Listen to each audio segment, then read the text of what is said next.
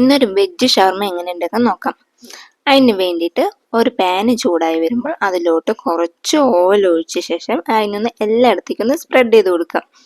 ഇതിലോട്ട് നീളത്തിൽ കട്ട് ചെയ്ത പനീറാണ് ഞാൻ ചേർത്ത് കൊടുക്കുന്നത്. ഇതിലോട്ട് 1/4 ടീസ്പൂൺ അളവിൽ കുരുമുളക് പൊടി, 1/4 ടീസ്പൂൺ അളവിൽ മുളക് പൊടി, 1/4 ടീസ്പൂൺ അളവിൽ തന്നെ ഉപ്പും കൂടി ചേർത്തിട്ട് മെല്ലെ ഒന്ന് ഇളക്കി കൊടുക്കാം.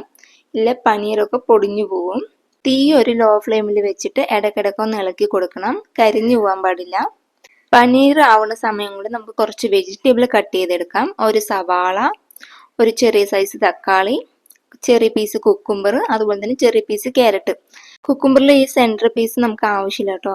ഞാനിതാ ഇങ്ങനെ ഒന്ന് നീളത്തിലൊന്ന് കട്ട് ചെയ്തെടുത്തിട്ടുണ്ട്. ഇതുപോലെ തന്നെ കട്ട് ചെയ്തെടുക്കണം. ആ സമയത്തേക്ക് നമ്മുടെ പനീറൊക്കെ ഒന്ന് കുക്കായി കിട്ടിയിട്ടുണ്ട്. ഈ ടൈമിൽ നമുക്ക് ഫ്ലെയിം ഓഫ് ചെയ്ത് കൊടുക്കാം. ഞാനിവിടെ ചപ്പാത്തിയിലാണ് റോൾ ചെയ്ത് കൊടുക്കുന്നത്. നിങ്ങൾക്ക് കുബൂസ് എടുക്കാം. ഇതിലോട്ട് മയോണൈസ് എല്ലായിടത്തും ആവുന്ന പോലെ നന്നായിട്ടൊന്ന് സ്പ്രെഡ് ചെയ്ത് കൊടുക്കുക. ഇതിന് സെൻട്രലായിട്ട് നീളത്തിലരിഞ്ഞ് സവാള വെച്ച് കൊടുക്കാം.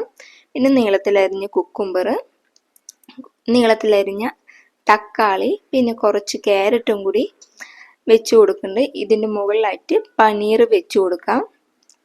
പനീറിൻ്റെ മുകളിലായിട്ട് കുറച്ച് മയോണൈസും കൂടി സ്പ്രെഡ് ചെയ്ത് കൊടുക്കണം.